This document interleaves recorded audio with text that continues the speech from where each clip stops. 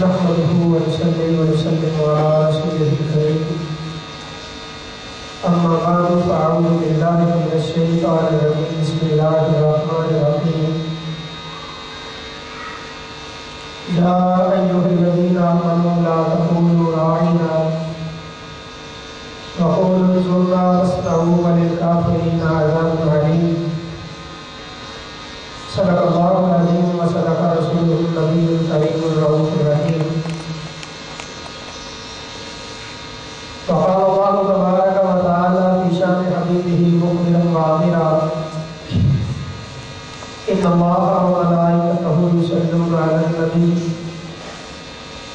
يا أيها الذين آمنوا صلوا عليه وسلموا تسليما الصلاة والسلام عليك يا سيدي يا رسول الله وعلى آلك وصحبك يا سيدي يا حبيب الله الصلاة والسلام عليك يا سيدي يا نبي الله وعلى آلك وصحبك يا سيدي يا رحمة للعالمين ہم جہد و عزیمت کے راہی منزل پہ جا کر دم لیں گے میدان عمل میں نکلے ہیں باطل کو مٹا کر دم لیں گے ہم دہر کے ظلمت خانوں میں قرآن کا نور پھیلائیں گے ہم کانٹوں بھری ہر بستی میں سنت کے پھول سجائیں گے آفاق کے ہر گوشے میں قرآن سنا کر دم لیں گے اب رکنا نہیں اب تھمنا نہیں فردوس میں جا کر دم لیں گے آج موضوع ہے تحفظ ناموس رسالت صلی اللہ علیہ وآلہ وسلم کے بارے اس موضوع کے حوالے سے میں نے آپ حضرات کے سامنے سورہ بقرہ کی آیت نمبر 104 تلاوت کی اس سے پہلے مولانا ظفر علی خان صاحب کا وہ شعر جو انہوں نے حرمت رسول صلی اللہ علیہ وسلم کے حوالے سے لکھا نماز اچھی روزہ اچھا زکوٰۃ اچھی حج اچھا مگر میں باوجود اس کے مسلمان ہو نہیں سکتا نہ جب تک کل مروں میں کھا جائے بطحا کی حرمت پر نہ جب تک کل مروں میں کھا جائے بطحا کی حرمت پر خدا شاہد ہے کامل میرا ایمان ہو نہیں سکتا خدا شاہد ہے کامل میرا ایمان ہو نہیں سکتا آپ حضرات نے قرآن پاک کی آیت مبارکہ سنی اس آیت مبارکہ کے اندر اللہ تبارک و تعالی ایک کام کے نہ کرنے اور ایک کام کے کرنے کا حکم دے رہا ہے اللہ تعالیٰ فرماتا ہے یا ایھا الذین آمنوا اے ایمان والو لا تقولوا راعنا میرے محبوب کی بارگاہ میں راعنا لفظ کا استعمال نہ کرو راعنا نہ کہو میرے محبوب کے لیے وقولوا انظرنا اور یہ کہو کہ یا رسول اللہ ہم پر نظر کرم کیجیے اس آیت مبارکہ کے شان نزول کے حوالے سے اس طرح ہے کہ آقا علیہ السلام کی بارگاہ میں جب صحابہ کرام ہوتے اگر کسی بات کی سمجھ نہ لگتی تو وہ کہہ دیتے رائنا یا رسول اللہ ہماری رعایت فرمائیے اس لفظ کو اس بات کو دوبارہ بیان فرما دیجیے اللہ تعالیٰ نے دیکھا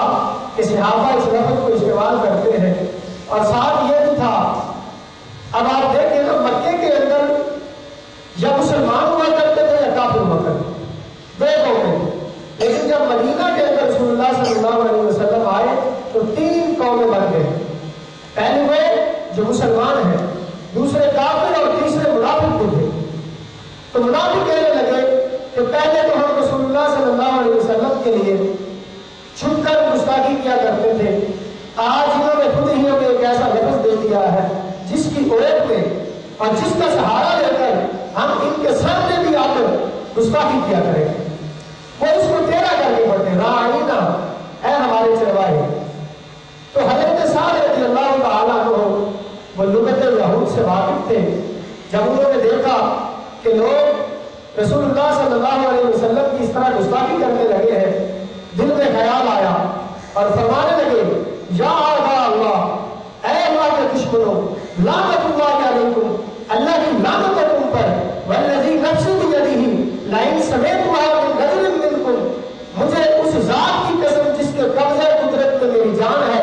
اگر یہ لفظ میں نے تم میں سے کسی سے بھی سنا یقول رسول اللہ صلی اللہ علیہ وسلم کہ وہ رسول اللہ کے لیے یہ لفظ کو استعمال کر رہا ہے، لأضربن عنقہ، میں اس کی گردن کو اڑا دوں۔ حضرت سعد نے جب دیکھا کہ یہ گستاخی کر رہے ہیں، رسول اللہ کی بارگاہ میں آئے، جب آتے ہیں حضرت جبریل امین بھی حاضر ہو جاتے ہیں کہ یہ آیت مبارکہ نازل ہوئی، اے ایمان والو رائے کا لفظ کا استعمال نہ کرو بلکہ تم کہو انظرنا۔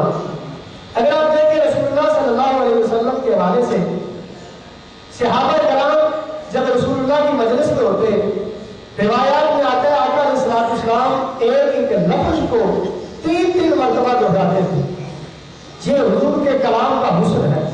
میں اور آپ اگر ایک بات کو دوسری مرتبہ کہنا چاہیں تو آپ کہیں گے کہ یہ کیسی بات کر رہا ہے، یہ تو پہلے بھی کی ہے، لیکن حضور کا 3 مرتبہ فرمانا یہ حضور کے کلام کا حسن ہے، کیونکہ حضور فرماتے ہیں نا انا افصح العرب، میں عربوں میں سب سے زیادہ فصیح ہوں۔ 3 مرتبہ ارشاد فرماتے، اور دوسری بات یہ بھی روایات میں آتا ہے اگر کوئی حضور علیہ السلام کے الفاظ کو گننا چاہتا تو گن سکتا تھا، اس کے باوجود بھی اگر کوئی بات صحابہ کو سمجھ نہ لگتی تو وہ کہتے لا الہ، ہماری رعایت فرمائیے، تو اللہ تعالیٰ نے اس لفظ کے استعمال سے منع فرما دیا۔ تو سب سے پہلا ایکشن جس صحابی رسول نے لیا وہ حضرت سعد رضی اللہ تعالیٰ عنہ ہے۔ یہ وہ صحابی ہے کہ جب ان کو موت آتی ہے تو اللہ کا عشق جھوم اٹھتا ہے۔ صحابہ کرام حضور کی بارگاہ میں آتے ہیں، حضور سورج بھی نکلا ہوا ہے اور دھوپ بھی نہیں لگ رہی۔ رسول اللہ صلی اللہ علیہ وسلم نے فرمایا میرے ساتھ کے جنازے میں آسمان سے ملائکہ اتر رہے ہیں جن کے نور کی وجہ سے سورج نظر تو آ رہا ہے لیکن اس کی روشنی تم پر نہیں پہنچ رہی اور اس کی دھوپ تم تک نہیں پہنچ رہی۔ اللہ تبارک و تعالیٰ نے سورۃ الانبیاء کے اندر آیت نمبر 36 میں ارشاد فرمایا وَإِذَا رَآكَ الَّذِينَ كَفَرُوا إِن يَتَّخِذُونَكَ إِلَّا هُزُوًا، اور جب یہ کافر لوگ آپ کو دیکھتے ہیں تو وہ آپ کا مذاق اڑاتے ہیں۔ وہ مذاق کس طرح اڑاتے ہیں؟ وہ یہ کہتے تھے اور گستاخی ان الفاظ میں کیا کرتے تھے أَهَٰذَا الَّذِي يَذْكُرُ آلِهَتَكُمْ، کیا یہ ہے وہ شخصیت جو تمہارے بتوں کو برا بھلا کہتا ہے، جو تمہارے بتوں کو برا بھلا کہتا ہے؟ اس کو بھی اللہ تبارک و تعالیٰ نے گستاخی میں شمار کیا ہے۔ اور اللہ تعالیٰ نے سورۃ الحجر کے اندر ارشاد فرمایا اِنَّا كَفَيْنَاكَ الْمُسْتَهْزِئِينَ، محبوب آپ کے دشمنوں کو ہم کافی ہیں، آپ کو استہزاء کرنے والے اور آپ کا مذاق اڑانے والے جو ہے ان کے لیے ہم کافی ہیں۔ تو جن کے لیے رب کافی ہو آپ دیکھیں کہ وہ اس دنیا پر چل سکتا ہے، جو گستاخی رسول بھی کرے اور پھر چلتا بھی اس زمین پر رہے اور اس دھرتی پر رہے جہاں پر بادشاہ اللہ تبارک و تعالیٰ کی ہے۔ اللہ تعالیٰ سورۃ التوبہ کے اندر بھی اسی طرح ارشاد فرماتا ہے وَعَلَىٰ إِنْ سَأَلْتَهُمْ لَيَقُولُنَّ، محبوب اگر آپ ان سے سوال کرتے ہیں لَيَقُولُنَّ إِنَّا كُنَّا نَخُوضُ وَنَلْعَبُ، آپ ان سے جب پوچھتے ہیں کہ یہ جو تم گستاخی کرتے ہو منافقین سے تو وہ کہتے ہیں ہم تو ہنسی مذاق کرتے ہیں۔ اللہ تعالیٰ ارشاد فرماتا ہے أَبِاللَّهِ وَآيَاتِهِ وَرَسُولِهِ، کیا تم اللہ کے رسول اور اس کی آیات کے ساتھ کنتم تستہزئون مذاق کرتے ہو؟ اللہ تعالیٰ ارشاد فرماتا ہے مذاق صرف حضور علیہ السلام کا کیا جا رہا ہے، لیکن اللہ تعالیٰ فرماتا ہے اللہ کا بھی انہوں نے استہزاء کیا، مذاق اڑایا، اللہ کی آیات کا بھی مذاق اڑایا، رسول اللہ کا مذاق اڑایا۔ اللہ تعالیٰ ارشاد فرماتا ہے ملعونین، یہ لعنتی ہے، اینما ثقفوا، جہاں پر بھی پائے گئے اخذوا، ان کو پکڑ لیا جائے، وقتلوا تقتیلا، اور قتل کر دیے جائے جس طرح قتل کرنے کا حق ہے۔ جس طرح آیت مبارکہ میں یا ایھا الذین آمنوا صلوا علیہ وسلموا تسلیما، اے ایمان والو رسول اللہ صلی اللہ علیہ وسلم کی ذات مبارکہ پر درود پڑھو اور سلام پڑھو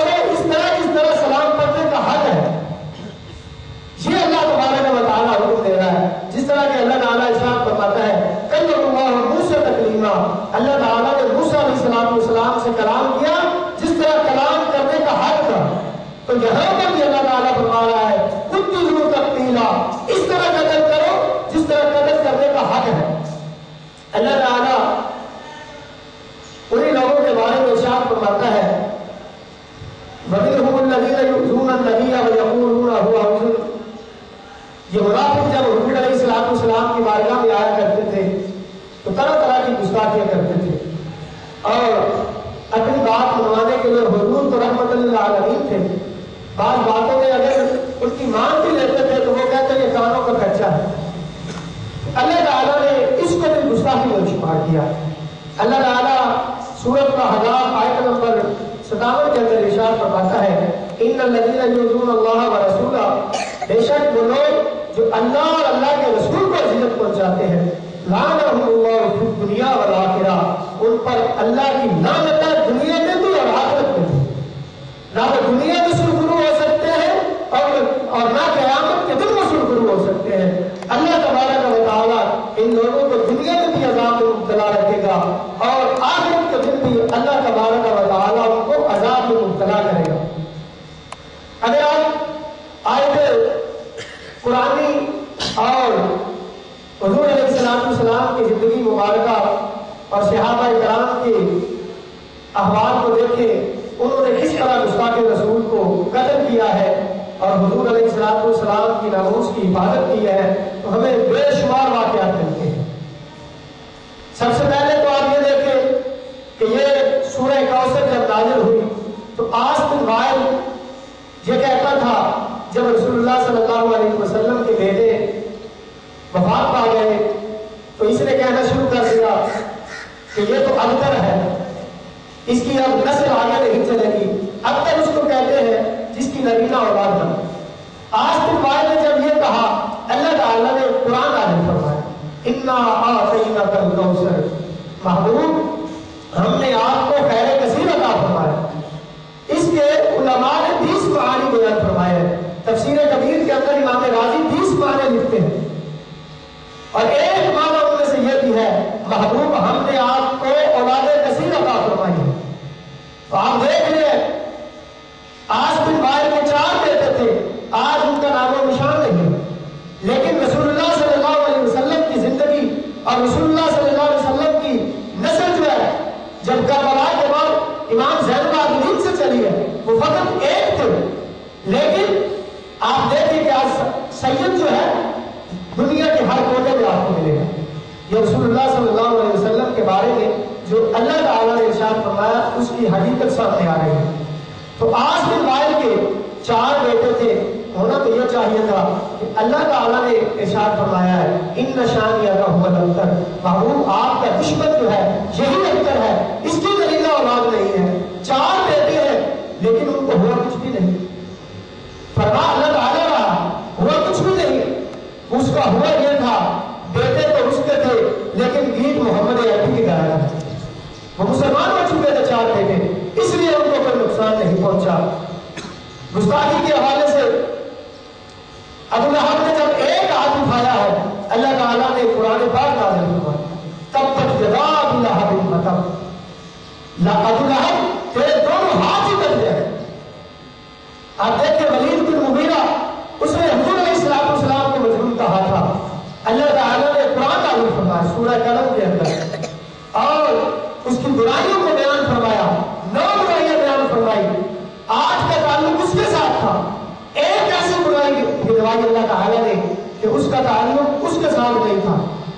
اس کی والدہ کے ساتھ تھا۔ اللہ تعالیٰ نے کیا فرمایا اُتُلِّم بَعْدَ ذَلِكَ الْعَلِيمِ، معبود چھوڑے یہ تو ہے ہی حرام ہی اللہ تعالیٰ نے گستاخ رسول کو فرمایا۔ اور اللہ تعالیٰ محبوب کی زندگی کے لیے فرماتا ہے مَا أَنْتَ بِنِعْمَةِ رَبِّكَ بِمَجْنُونٍ، محبوب آپ تو مجنون نہیں، یہ جو کہتا ہے تو اس کے کہنے سے آپ تو مجنون نہیں ہے، لیکن اس کی جب برائیاں بیان فرمائی آگے پہ فرمایا کل بات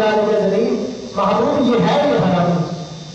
جب آج نشانیاں اس نے دیکھ لی کہ میرے اندر موجود ہے اور ایک کا تعلق میری والدہ کے ساتھ ہے، اس نے تلوار لی اور والدہ پر کھڑا ہو گیا اور کہنے لگا بتاؤ جو اس نے آج برائیاں گنوائی ہے وہ تو مجھ میں موجود ہے اور ایک اس نے ایسی بتائی ہے جس کا تعلق میرے ساتھ نہیں ہے بلکہ اس کا تعلق تیرے ساتھ ہے، بتاؤ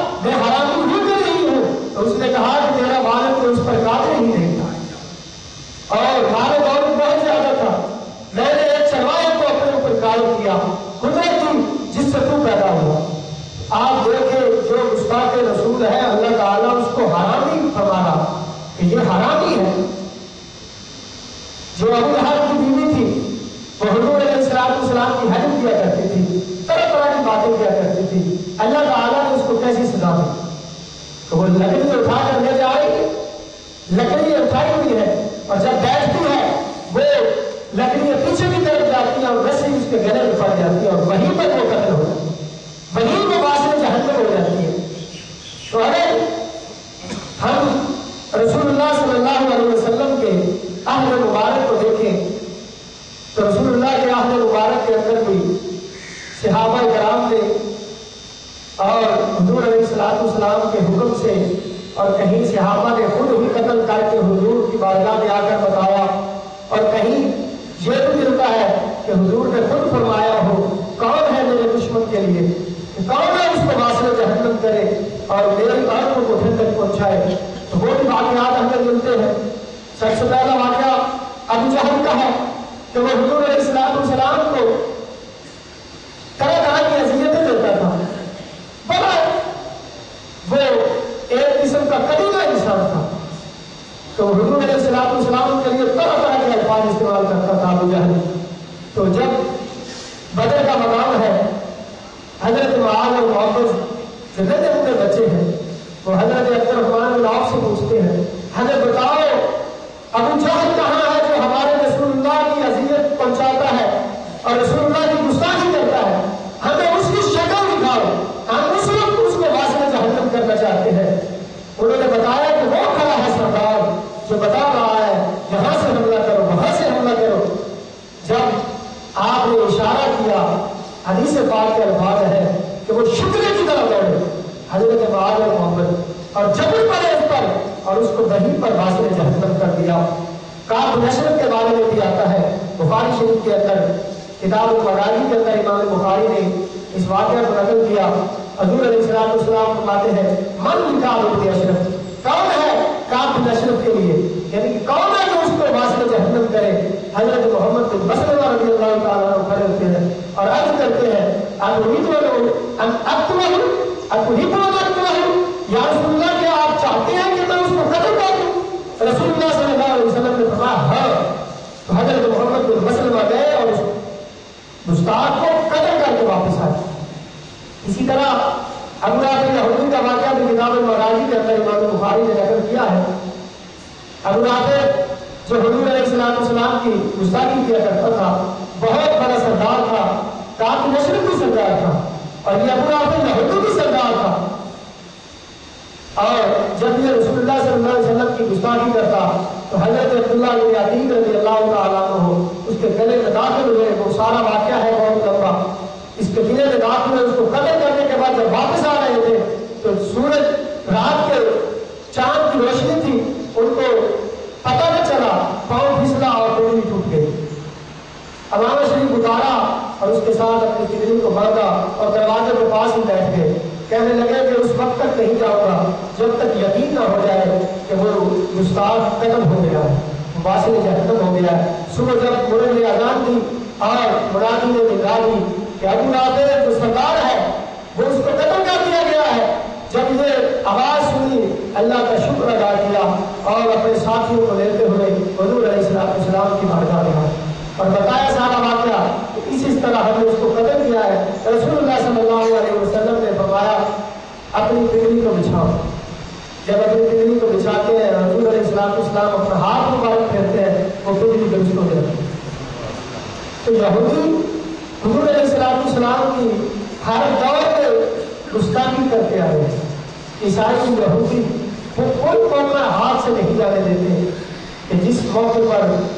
वो हुजूर अलैहिस्सलाम की तौहीन और हुजूर अलैहिस्सलाम की गुस्ताखी न करें। एक सहाबी रसूल हजरत अब्दुल्लाह इब्न अब्बास इसके रावी है। एक सहाबी जो नाबीना थे लेकिन इश्क मुस्तफ़ा और रसूलुल्लाह सल्लल्लाहु अलैहि वसल्लम की मोहब्बत ने उनके दिल को रोशन किया हुआ। उस सहाबी रसूल उनकी एक उम्मे वलद थी जो उनकी लौड़ी थी, उससे बच्चे भी थे उनके। तो वो लौड़ी हुजूर अलैहिस्सलाम की हजम करती, तौहीन करती। जब वो रात को बिस्तर पर आते तो वो हुजूर अलैहिस्सलाम को गालियां देना शुरू कर देते, उसको मना करते। तो रसूलुल्लाह सल्लल्लाहु अलैहि वसल्लम के बारे में गुफ्तगू न किया कर, उनकी गुस्ताखी न किया कर, वो बाज ना आती। एक मरतबा रोका, दो मरतबा रोका, जब देखा कि इसने मामूली गुनाह किया ساتھ خنجر بھی لے کر آ گئے. جب بستر پر آئے اس نے توہین چھوڑی شروع کی, خنجر نکالا اور اس کے پیٹ پر رکھ کر اوپر بیٹھ گئے اور اس وقت چھوڑا جب وہ واسطے جہنم ہو گئی. اور صبح جو مقدمہ حضور علیہ السلام کی بارگاہ میں آیا, حضور علیہ السلام نے فرمایا میں تو اپنی قسم دیتا ہوں, کون ہے جس نے اس کو قتل کیا ہے؟ وہ صحابی رسول لوگوں کو پھانکتے ہوئے رسول اللہ صلی اللہ علیہ وسلم کی بارگاہ میں آئے کہ حضور میں نے اس کو قتل کیا, یہ آپ کو تکلیف کیا کرتی ہے. تو حضور نے بھی کہا, رسول اللہ صلی اللہ علیہ وسلم کی بارگاہ میں عرض کرتے ہیں یا رسول اللہ یہ آپ کے بارے میں مجھے تکلیف دیا کرتی تھی, یعنی آپ کی گستاخی کیا کرتی تھی, اس لیے میں نے اس کو قتل کیا. اور ساتھ یہ بھی بتایا یہ میری ان میں فرض ہے, اس سے میرے دو بچے ہیں جو موتی جیسے بچے ہیں, لیکن یا رسول اللہ دو تو کیا ہزاروں بچے بھی ہو آپ کی حرمت پر قربان ہے. جو آپ کی توہین کرے اور پھر وہ میرے ساتھ بھی رہتی رہے میں دوبارہ نہیں ہے. صحابی رسول اللہ صلی اللہ علیہ وسلم نے بصیر کا لقب ان کو عطا کیا. یہ تو بینا ہے, اس کو نابینا نہ کہو, یہ تو آنکھوں والے ہیں, ان کے دل کی آنکھیں روشن ہے. بظاہر تو آنکھوں سے آپ کو یہی دکھتا ہے کہ یہ نابینا ہے, لیکن یہ دیکھنے والے ہیں, یہ دل کی آنکھوں سے دیکھتے ہیں. حضرت عمیر بن امیہ رضی اللہ تعالیٰ عنہ, ان کی سگی بہن تھی, رسول اللہ صلی اللہ علیہ وسلم کی گستاخی کی, انہوں نے خنجر مارا اور اس کو قتل کر دیا. مقدمہ رسول اللہ صلی اللہ علیہ وسلم کی بارگاہ میں آیا, ان کے بچے نے احتجاج کیا اور رسول اللہ صلی اللہ علیہ وسلم کی بارگاہ میں آئے. جب آتے ہیں تو رسول اللہ صلی اللہ علیہ وسلم فرمانے لگے کس نے اس کو قتل کیا؟ حضرت عمیر کھڑے ہوتے ہیں, یا رسول اللہ اس کو میں نے قتل کیا, یہ بڑی سگی بہن ہے. یہاں پر بھی وہی الفاظ ہے, تو حضور فی کا یا رسول اللہ آپ کے بارے میں مجھے تکلیف پہنچایا کرتی تھی, اس لیے میں نے اس کو قتل کیا. ہے سگی بہن لیکن تمام رشتے رسول اللہ صلی اللہ علیہ وسلم کی حرمت پر قربان. جو حضور کی حرمت کا لحاظ نہ رکھے, جو رسول اللہ صلی اللہ علیہ وسلم کی عزت کا خیال نہ رکھے, اس کے ساتھ ہمارا کوئی رشتہ نہیں ہے. یہی مومن کا ایک دعویٰ ہے, یہی مومن کی ایک نشانی ہے کہ وہ رسول اللہ صلی اللہ علیہ وسلم کی حرمت پر کسی قسم کے لالچ کو نہیں کرتا. جو پکے مومن کی نشانی ہے. صحابہ کرام کے اور بھی بڑے واقعات ہمیں ملتے ہیں. ایک گستاخ یہودی عورت کی حضرت علی المرتضیٰ رضی اللہ تعالیٰ عنہ سے روایت ہے, ان علی رضی یہودیتا کانت تشتم النبی صلی اللہ علیہ وسلم, بے شک ایک یہودیہ رسول اللہ صلی اللہ علیہ وسلم کی توہین کیا کرتی تھی, سب و شتم کیا کرتی تھی. فحلقها رجل حتى حلقت, ایک آدمی نے اس کا گلا گھونٹ کر مار دیا جہاں تک کہ وہ ہلاک ہو گئے. فانزل رسول اللہ صلی اللہ علیہ وسلم دمہا, رسول اللہ صلی اللہ علیہ وسلم نے اس کے خون کو حلال قرار دیا اور یہ فرمایا کہ اس کا خون جو ہے وہ رائگان ہے. اور آپ دیکھیں جب مکہ فتح ہوا, رسول اللہ صلی اللہ علیہ وسلم مکہ کے اندر داخل ہوئے تو رسول اللہ صلی اللہ علیہ وسلم نے یہ اعلان فرمایا کہ جس نے ہاتھوں کو کھڑا کر دیا اس کو بھی امان ہے, جس نے اپنے گھر کے دروازے کو بند کر دیا اس کے لیے بھی امان ہے, جو ابو سفیان کے گھر میں چلا گیا اس کے لیے بھی امان ہے, جس نے اسلام قبول کر لیا کلمہ پڑھ لیا اس کے لیے بھی امان ہے, جو خانہ کعبہ کے اندر چلا گیا اس کے لیے بھی امان ہے. لیکن کچھ اشخاص ایسے تھے جو رسول اللہ صلی اللہ علیہ وسلم کے گستاخ تھے. رسول اللہ صلی اللہ علیہ وسلم نے فرمایا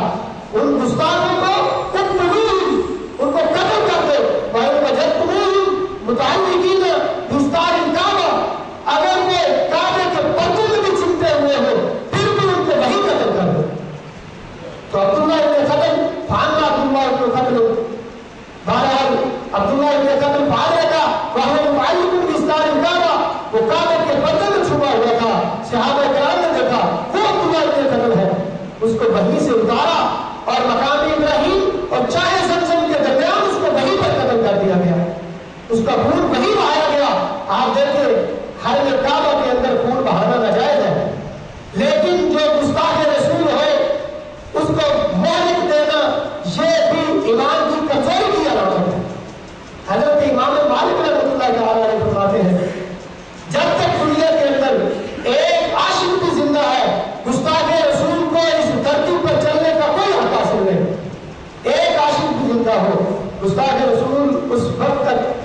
زندہ نہیں رہ سکتا جب تک عاشق رسول یہاں پر موجود ہے۔ یہ تو عاشق ہے، عاشق تو عاشق ہے اور انسان ہے اور مسلمان ہے، رسول اللہ کو ماننے والے ہیں۔ اگر یہ نہ بھی ہو تو اللہ تعالیٰ گستاخوں کو کسی اور طریقے سے بھی واسطے جہنم کرتا ہے۔ آپ دیکھیں جب بغداد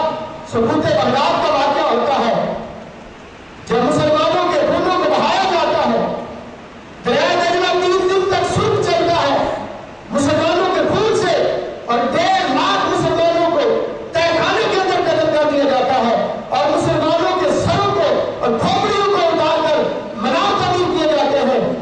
جو وہ وقت بھی تھا مسلمانوں پر کہ مسلمان اپنا سر چھپائے کرتے تھے اور بھاگ گئے تھے۔ عبد الرحمن جامی رحمۃ اللہ تعالیٰ علیہ کے جو پیروکار تھے اور ان کو ماننے والے تھے وہ افغانستان میں آ گئے تھے۔ جب ایک بھی مسلمان وہاں پر موجود نہیں تھا تو منگول سردار جو تھا اس نے جب رسول اللہ صلی اللہ علیہ وسلم کی گستاخی کی، رسول اللہ صلی اللہ علیہ وسلم کی بری گستاخی کی، پاس بیٹھا ہوا ایک کتا اس نے بھاگنا شروع کر دیا۔ لوگوں نے کہا تم نے مسلمانوں کے نبی کے بارے میں برے الفاظ نکالے، وہ دیکھو کتا تیری طرف بھوگ رہا ہے۔ وہ کہنے لگا میں نے ہاتھ کا اشارہ کیا اس کی طرف اس لیے وہ بھوگ رہا ہے۔ جب اس نے دوبارہ گفتگو شروع کی، جب اس نے رسول اللہ صلی اللہ علیہ وسلم کی گستاخی شروع کی تو کتے نے زور لگایا اور وہاں سے نکلا اور رسی اور وہ جس کے ساتھ اس کو باندھا ہوا تھا اس کو توڑتا ہوا وہ منگول سردار کے پاس گیا اور اپنے دانتوں کو اس کے گلے پر دبا دیا اور لگا دیا، دانت کاٹ کے اس کے گلے میں، اس وقت تک نہیں چھوڑا جب تک وہ واسطے جہنم نہیں ہوا۔ تو اللہ تعالیٰ رسول اللہ صلی اللہ علیہ وسلم کے گستاخوں سے بدلہ کتوں سے بھی لے لیتا ہے۔ جب ایک مسلمان بھی نہ ہو تو اللہ تعالیٰ کتوں کو بھی یہ طاقت دے دیتا ہے کہ وہ گستاخ رسول کو وہیں پر قتل کر دے۔ اس طرح کے اور بھی کوئی واقعات ہیں۔ رسول اللہ صلی اللہ علیہ وسلم کے عہد مبارکہ کے اندر میں نے آپ کے سامنے بیان کیا کہ کس طرح گستاخان رسول کو قتل کیا جاتا رہا۔ اب اہل صحابہ کو بھی ہم دیکھ لیں۔ رسول اللہ صلی اللہ علیہ وسلم کے وہ صحابہ جو اپنی جانیں نشاور کیا کرتے تھے، رسول اللہ صلی اللہ علیہ وسلم کی حرمت پر حضرت ابو بکر صدیق رضی اللہ تعالیٰ عنہ نے حضرت حذیفہ کو رضی اللہ تعالیٰ عنہ کو عمان کا گورنر مقرر کیا، ان کے ساتھ چند ساتھیوں کو بھیجا۔ جب وہاں پر گئے تو وہ لوگ مرتد ہو چکے تھے۔ مرتد ہونے کے بعد انہوں نے ان کو گرفتار کر لیا اور ایک قلعے کے اندر بند کر دیا۔ حضرت حذیفہ رضی اللہ تعالیٰ عنہ سامنے کھڑے تھے، انہوں نے بات تو کیا، تکلیفیں تو دی اور اذیتیں تو پہنچائی، لیکن ساتھ ساتھ انہوں نے رسول اللہ صلی اللہ علیہ وسلم کو گالی دی، بک دی، اور اعوذ باللہ جو ہی اس نے گالی بکی ہے حضرت حذیفہ رضی اللہ تعالیٰ عنہ کھڑے ہو گئے، فرمانے لگے میرا نام حذیفہ ہے، میرے باپ کا یہ نام ہے، میری والدہ کا یہ نام ہے، مجھے گالی تو جو دینی ہے، میرے والدین کو گالی تو جو دینی ہے، جو تکلیف پہنچانی ہے پہنچاؤ، لیکن میرے نبی کے بارے میں میں ایک لفظ بھی نہیں سننا چاہتا۔ جب یہ فرمایا پیچھے حضرت ابو بکر صدیق رضی اللہ تعالیٰ عنہ تک واقعہ پہنچا کہ حضرت حذیفہ کو اور ان کے ساتھیوں کو گرفتار کر لیا گیا ہے اور ساتھ ساتھ انہوں نے رسول اللہ کی گستاخی بھی کی ہے۔ حضرت ابو بکر صدیق رضی اللہ تعالیٰ عنہ نے ایک لشکر بھیجا جس کا سپہ سالار اکرمہ بن ابی جہل تھا۔ وہ لشکر گیا، 30 دن تک وہ قلعے کو انہوں نے محاصرے میں لیے رکھا۔ 30 دن کے بعد جب قلعے کو فتح کیا، 100 گستاخوں کو قلعے کے اندر واسطے جہنم کیا اور 100 گستاخوں کو قلعے سے باہر نکال کر وہاں پر واسطے جہنم کیا۔ صحابہ کرام کا دور بھی دیکھ لیں تو وہاں پر بھی گستاخان رسول کے لیے کوئی رعایت نہیں۔ اور آپ دیکھیں ہم کیسے رعایت دے سکتے ہیں؟ ایک کالج کا پرنسپل ہے، اس کی کوئی توہین کرتا ہے اور کالج کے 10 اسٹوڈنٹ جا کر مسئلہ ڈالیں گے، حسن مان گستاخی کو رسول اللہ کی بھی کرے اور ہم کیسے معاف کر سکتے ہیں؟ یہ حقوق العباد میں ہے اور حقوق العباد جب تک وہ خود معاف نہ کرے نہیں ہو سکتا۔ رسول اللہ کا زمانہ مبارک ہمارے سامنے ہے، 2 طرح کے واقعات ہمیں ملتے ہیں۔ کچھ تو وہ ہیں جنہوں نے گستاخی کی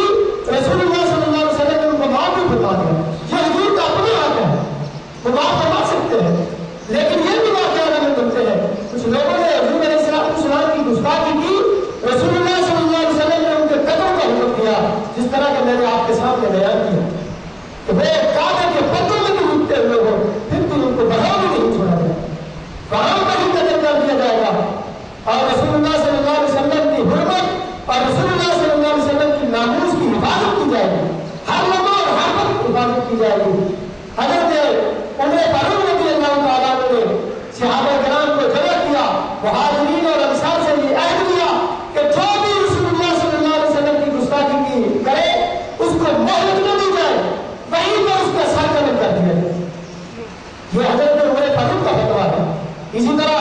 کے واقعات حضرت عمر فاروق رضی اللہ تعالیٰ عنہ کے بھی آتے ہیں کہ انہوں نے کس طرح گستاخانہ رسول کا کراکامہ کیا ہے. ایک منافق اور ایک یہودی اس کا فیصلہ ہونا تھا، وہ اپنا فیصلہ لے کر حضور علیہ السلام کی بارگاہ میں آئے. رسول اللہ صلی اللہ علیہ وسلم نے فیصلہ ڈائریکٹ کر دیا، جو فیصلہ کرنا تھا وہ کر دیا. فیصلہ یہودی کے حق میں تھا، وہ منافق کہنے لگا کہ یہ فیصلہ مجھے منظور نہیں ہے. اس نے سوچا حضرت عمر فاروق رضی اللہ تعالیٰ عنہ وہ گستاخ اور یہودیوں کے بارے میں وہ نرم گوشی نہیں کرتے، وہ ذرا سخت طبیعت کے آدمی ہے، میں ان سے جا کر فیصلہ کرواتا ہوں. جب حضرت عمر فاروق رضی اللہ تعالیٰ عنہ کے پاس گئے، حضرت عمر فاروق رضی اللہ تعالیٰ عنہ نے فرمایا کیا معاملہ ہے؟ یہودی نے کہا معاملہ بعد میں بتاتے ہیں، پہلے میں آپ کو بتا دوں یہ ہمارا مسئلہ تھا، آپ کے نبی نے میرے ہاتھ میں فیصلہ کر دیا ہے اور یہ کہتا ہے کہ مجھے وہ فیصلہ منظور نہیں ہے. حضرت عمر فاروق رضی اللہ تعالیٰ عنہ نے فرمایا یہی ٹھہرو میں ابھی فیصلہ کرتا ہوں. اندر گئے، تلوار لے کر آئے اور فرمانے لگے اور گستاخ ہاتھ میں آدمی بین من لم یکن بقضاء اللہ و رسولہ، عمر کی تلوار اسی طرح فیصلہ کرتی ہے جو رسول اللہ اور اللہ کے رسول کے فیصلے پر لازم ہے اور اس کا سر قلم کر دیا. یہ حضرت عمر فاروق رضی اللہ تعالیٰ عنہ نے ایک بات جس نے رسول اللہ صلی اللہ علیہ وسلم کے فیصلے کو قبول نہیں کیا اس کو کس طرح واصل جہنم کیا ہے. ایک اور واقعہ بھی آتا ہے تفسیر روح البیان کے اندر کہ ایک آدمی حضرت عمر فاروق رضی اللہ تعالیٰ عنہ کا زمانہ ہے، آپ کے پاس آتا ہے کہ ہمارا امام جو ہے وہ ہر نماز کے اندر جب بھی قرات کرتا ہے آبا سما دورنا پڑتا ہے. یہ سنت اس وقت معلوم ہوئی جب ایک آدمی حضور علیہ السلام کی بارگاہ میں بیٹھا ہوا تھا تو بار بار سوال کرتا ہے، رسول اللہ صلی اللہ علیہ وسلم اس کی طرف توجہ نہیں دیتے. تو بظاہر اس لیے یہ لگتا تھا کہ اللہ تعالیٰ نے یہ جب سورہ مبارک نازل فرمائی کہ اس میں حضور علیہ السلام کو جھڑکا گیا ہے تو وہ منافق تھا، وہ رسول اللہ صلی اللہ علیہ وسلم کی گستاخی کیا کرتا تھا تو ہر نماز کے اندر آبا سما دورنا ہی پڑتا. ایک آدمی نے حضرت عمر فاروق رضی اللہ تعالیٰ عنہ کو آ کر بتایا کہ ہمارا امام یہ کام کرتا ہے. حضرت عمر فاروق رضی اللہ تعالیٰ عنہ نے فرمایا اچھا اس کو میرے پاس لے کر آؤ. کیوں یہ آپ کے پاس آیا؟ یہ نشانی تو انہوں نے دیکھ لی، کوئی اور نشانیاں تو میں جانتے تھے، رسول اللہ نے بتا دی تھی کہ گستاخی کی کیا کیا نشانیاں ہیں. جب وہ نشانیاں کو پاری تو آپ نے تلوار نکالی اور اس کا سر قلم کر دیا. ہے امام، ہے نماز پڑھاتا، اب سب تولنا پڑتا ہے، قرآن پڑھتا ہے، لیکن حضرت عمر فاروق رضی اللہ تعالیٰ عنہ نے بتا دیا یہ نہ دیکھنا کہ تم قرآن پڑھ رہا ہے، یہ نہ دیکھنا کہ وہ نماز پڑھ رہا ہے. جس طرح میں نے شعر بھی پڑھا نماز اچھی ہوگا اچھا، زکات اچھی ہے اچھا، مگر میں باوجود اس کے مسلمان ہو نہیں سکتا. نہ جب تک تک کروں میں خواجہ بتا کی امت پر خدا شاہد ہے کامل میرا ایمان ہو نہیں سکتا. خدا شاہد ہے کامل میرا ایمان ہو نہیں سکتا. حضرت عمر فاروق رضی اللہ تعالیٰ عنہ نے اس کے سر کو قلم کر دیا. اسی طرح ایک اور واقعہ بھی آتا ہے حضرت عمر فاروق رضی اللہ تعالیٰ عنہ سے ایک آدمی نے آ کر افزاریات کے بارے میں پوچھا. جب آگے پوچھتا ہے تو حضرت عمر فاروق رضی اللہ تعالیٰ عنہ نے فرمایا دان کا سیدھا ذرا کپڑا تو ہٹا اپنے سر سے. جب کپڑا ہٹایا اس کے سر پر بال موجود تھے. فرمانے لگے لو رہی تو کا محلول بن لاتو روڈ ویدار، اگر میں تجھے آج گنجا دیکھتا، اگر آج میں دیکھتا کہ میری ٹیٹ ہوئی ہے تو میں لاتو روڈ ویدار میں تیرے سر کو گرم کر دیتا جس کے اندر تیری یہ دو آنکھیں دھنسی ہوئی ہیں. باقی نشانیاں تو آپ نے پا لی تھی، لیکن ایک نشانی رسول اللہ صلی اللہ علیہ وسلم نے یہ بھی بتائی تھی کہ وہ ٹیک کروائیں گے. تو وہ نشانی جب نہ پائی تو حضرت عمر فاروق رضی اللہ تعالیٰ نے فرمایا اگر یہ نشانی تجھ میں موجود ہوتی تو میں آج تجھ کو قتل کر دیتا. یہ عہد صحابہ ہے، یہ رسول اللہ صلی اللہ علیہ وسلم کے پیارے صحابہ کا دور ہے. انہوں نے کس طرح گستاخانہ رسول کو قتل کیا ہے. اور اگر آپ دیکھیں اللہ تعالیٰ نے کس طرح حضور علیہ السلام کی ادب کا حکم فرما رہا ہے یا ایھا الذین آمنوا لا ترفعوا اصواتکم فوق صوت النبی، اے ایمان والو اپنی آوازوں کو بلند مت کرو رسول اللہ صلی اللہ علیہ وسلم کی آوازوں سے. رسول اللہ صلی اللہ علیہ وسلم کی آواز سے اپنی آوازوں کو بلند مت کرو. یہ حضور کے زمانے میں بھی ہے اور زمانے مبارک کے بعد بھی ہے. حضرت عائشہ صدیقہ کسی آدمی کو بھیجتی تو اس کو منع کر رسول اللہ صلی اللہ علیہ وسلم کے اعلان میں خلل آ رہا ہے۔ اسی طرح خلیفہ ابو منصور کے ساتھ حضرت امام مالک رحمۃ اللہ تعالیٰ علیہ کا جب مناظرہ ہوا مسجد نبوی کے اندر تو اس نے خلیفہ تھا، اس نے اپنی آواز کو بلند کیا، حضرت امام مالک کو بلانے لگے اپنی آواز کو بلند نہ کر، پتہ نہیں ہے مسجد نبوی میں بیٹھا ہوا ہے اور رسول اللہ صلی اللہ علیہ وسلم ساتھ تشریف فرما ہے اور رسول اللہ صلی اللہ علیہ وسلم کے آرام میں خلل ڈالنا چاہتا ہے، اپنی آواز کو پست رکھ۔ یہ حضرت امام مالک ہے جو فرماتے ہیں جو مدینے کی مٹی کو خراب کہے اس کو بھی میں 30 کوڑے لگاؤں گا۔ جب رسول اللہ صلی اللہ علیہ وسلم کے ندائے مبارک کے ساتھ حدیث کا درس دیتے ہیں تو فرق بھی آہستہ سے پلٹتے ہیں، کہیں ایسا نہ ہو اس کی آواز سے رسول اللہ صلی اللہ علیہ وسلم کے آرام میں خلل آئے، اتنا ادب رکھتے ہیں۔ یہ حضرت امام مالک ہے۔ علامہ اقبال نے بھی کہا تھا ادب کا ہیست زیر آسمان عرش نازکتر نفس گم کردہ می آئے جنید و بایزید جا۔ کیا فرماتے ہیں؟ آسمان کے نیچے یہ ادب کی جگہ ہے کہ جہاں پر حضرت جنید بغدادی اور بایزید بستامی جیسی شخصیات بھی اپنی سانسوں کو بند کر دیتے ہیں، کہیں ہم سانس لیں اونچا تو کہیں بیت بستانی میں شمار نہ ہو، اپنی سانسوں کو بھی بند کر لیتی ہے۔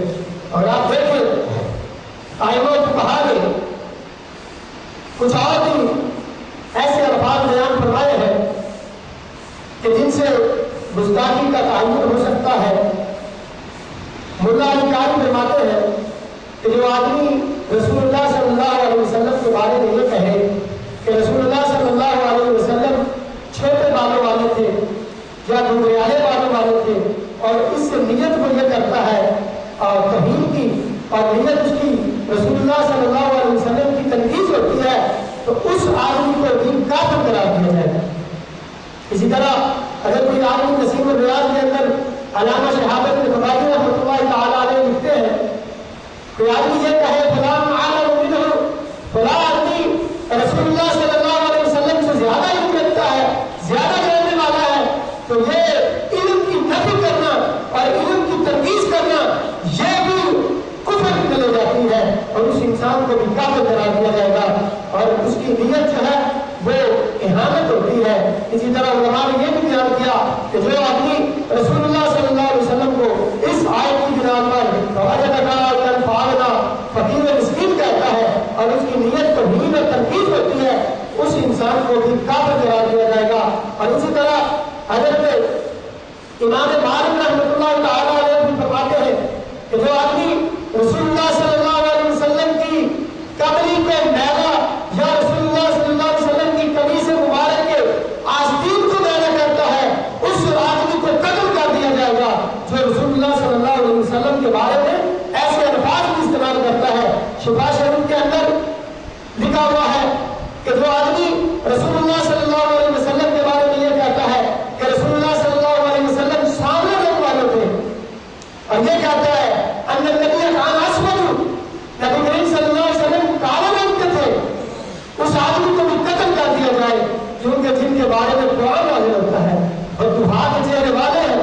جن کے حسن کے تذکرے قرآن کرے، جن کے حسن کے تذکرے صحابہ کرے، واسن من کرم ترکت وعینی واجب من کرم ملک النساء، اور کوئی آدمی حضور کو سامنے رنگ کا کہے یا کالے رنگ کا کہے اس کو قتل کر دیا جائے۔ اور جس کے بارے میں حضرت ابو عبیدہ رضی اللہ تعالیٰ عنہ نے ربیعہ بنت معوذ سے پوچھا کہ ذرا حضور کا تذکرہ تو کرو، حضور کے حسن کو تو بیان کرو، تو آپ فرماتے ہیں بیٹے اگر تم حضور کو دیکھ لیتے نا تو تم آج تک ان کے گل ہی گاتے رہتے، حضور اتنے حسین تھے۔ وہ شاعر بھی کہتے ہیں روح مصطفیٰ ہے وہ آئینہ، اب ایسا دوسرا آئینہ نہ ہماری بچتے خیال میں نہ دکان آئینہ اس حال میں، روح مصطفیٰ ایسا آئینہ ہے۔ تو جو آدمی رسول اللہ صلی اللہ علیہ وسلم کے بارے میں ایسے الفاظ بھی استعمال کرے اس کو بھی قتل کر دیا جائے گا۔ اسی طرح حضرت امام ابو یوسف رحمۃ اللہ تعالیٰ علیہ خلیفہ ہارون الرشید نے دعوت کی ہے، آپ اس کے پاس جاتے ہیں، دعوت ہے اور کبھی شریف پکڑے ہوئے تھے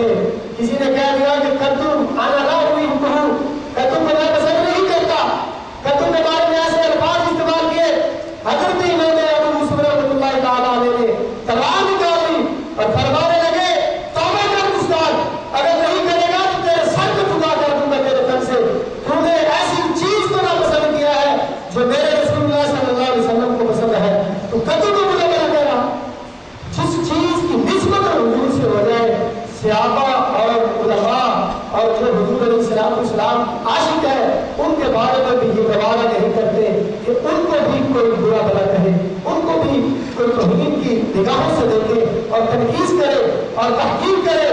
جو آدمی ایسے الفاظ استعمال کرے جو حضور علیہ السلام کی توہین میں صراحتاً آتے ہیں، صحیح الفاظ استعمال کرتا ہے اور اشارہ کنایہ سے استعمال کرتا ہے، وہ تو بجا جس چیز کی نسبت حضور سے ہو جائے صحابہ خود برداشت نہیں کر سکتے، اس کو بھی کوئی برا بنا کہے۔ اسی طرح یہ بھی علماء نے لکھا ہے کہ اگر کوئی آدمی یہ کہتا ہے کہ کھانا کھانے کے بعد ہاتھوں کو انگلیوں کو چاٹنا میں اس کو ناپسند کرتا ہوں، بڑا عجیب لگتا ہے، علماء نے لکھا ہے وہ آدمی کافر ہو جاتا ہے، اس نے حضور کی سنت کا استہزاء کیا ہے، حضور کی سنت کا اس نے مذاق اڑایا ہے، یہ حضور کی سنت ہے اور یہ آدمی ایسے الفاظ استعمال کر رہا ہے۔ علماء نے تو بڑا کچھ لکھا ہے، سارے دروازے بند کر دیے ہیں، کہیں ایسا نہ ہو کہ کوئی رسول اللہ صلی اللہ علیہ وسلم کے بارے میں کوئی قسم کا بھی ایسا لفظ استعمال کرے جس سے رسول اللہ صلی اللہ علیہ وسلم کی توہین ہوتی ہو۔ صلاح الدین ایوبی کے واقعات اگر ہم پڑھے، راجن کو جب اس نے قتل کیا اور نجران جب مسلمانوں کا وفد جا رہا تھا حج کے لیے، حاجی جا رہے تھے، اس نے روک لیا حاجیوں کو، سامان لوٹ لیا اور تکلیفیں دی اور گرفتار کر دیا۔ گرفتار کرنے کے بعد وہ گستاخ کہنے لگا بلاؤ اپنے محمد عربی کو آج تمہیں چھڑا دے۔ جب اس نے یہ الفاظ بولے بات صلاح الدین ایوبی تک پہنچی، صلاح الدین ایوبی تاریخ اٹھا کر دیکھے، صلاح الدین ایوبی اس کے پاس خیال نہیں ہے، سوچا نہیں تھا، جب نیند آتی تو ایک خیمے کے پلر کے ساتھ کھڑا ہو جاتا، اپنے دانتوں کو پیستا، کب وہ وقت آئے کہ میں اس گستاخ کو باعث جہنم کروں۔ جب سارے انگلستان کے اور سارے انگریز صلاح الدین ایوبی کے سامنے کھڑے تھے، وہ معافی مانگنے کے لیے آئے تھے، جس کو صلاح الدین ایوبی نے آپ گھوڑے کو پانی دے دیا اس کو بھی امان ہے، جس کو صلاح الدین ایوبی نے کرسی دے دی اس کو بھی امان ہے۔ جب صلاح الدین ایوبی کی نظر وجدان پر پڑی تو آپ کا رنگ جو تھا وہ شروع ہو جاتا ہے اور غصے سے کانپنے لگتے ہیں اور آنکھوں سے چنگاریاں نکلنی شروع ہو جاتی ہے۔ صلاح الدین ایوبی نے تلوار دی اور فرمانے لگے تو گستاخ تو یہ کہتا ہے محمد عربی کو بلاؤ، آج محمد عربی نے اپنے نوکر کو بھیج دیا ہے، آج میری تلوار سے بچ کر دکھا کس طرح بچتا ہے۔ تلوار پکڑی اور اس کے ساتھ کام سے جدا کر دیا۔ یہ مسلمان حکمرانوں کے واقعات ہیں جو گستاخوں کو قتل کیا کرتے تھے، جو کسی گستاخ کو معاف نہیں کیا کرتے تھے، وہ بھی اپنی یہ نہیں دکھاتے تھے کہ میں گورنر ہوں یا میں صدر ہوں۔ آپ دیکھیں نا غازی علم الدین شہید کو جن کے بارے میں علامہ اقبال نے بھی کہا تھا کارخانہ کا موٹا باقی رہ گیا، ایسی گلیں کرتے رہ گئے۔ وہ نہ تو عربی پڑھا تھا نہ فارسی پڑھا تھا، لیکن عشق رسول اس کے سینے میں تھا۔ نہ اس نے مولانا روم کی مسلم پڑھی تھی، نہ زمخشری کی کشاف پڑھی تھی، نہ اس بے علوم و فضول سے معروف تھا، لیکن ایک عشق رسول اس کے سینے میں تھا۔ وہ غازی علم الدین شہید وہ یہ لاہور کا واقعہ ہی ہے، وہ لاہور کا ہی رہنے والا تھا، جو ایک وقت تک تو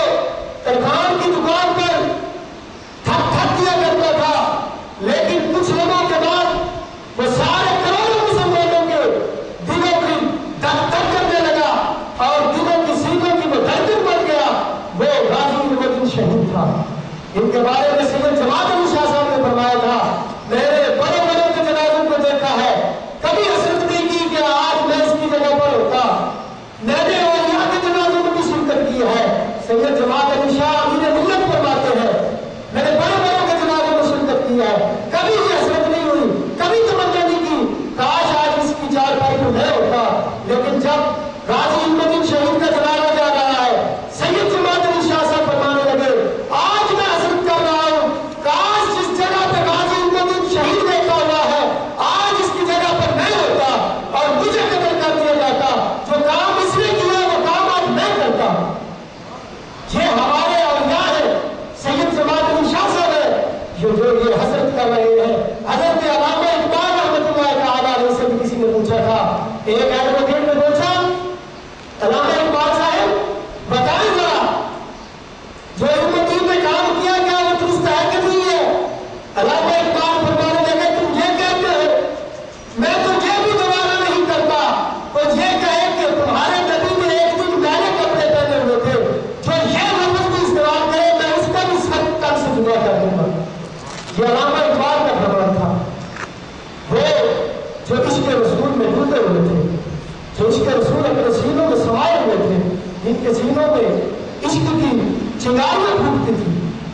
عشق رسول ان کے سینوں میں چمکتا تھا، لوگ دیکھتے تھے۔ غازی کو جو شہید تھا اس نے برداشت نہیں کیا کہ راجپال وہ کیسے زندہ رہ سکتا ہے کہ میرے نبی کی توہین بھی کرے۔ میں نے آپ کے سامنے حضرت امام مالک کا وہ فرمان رکھا ہے۔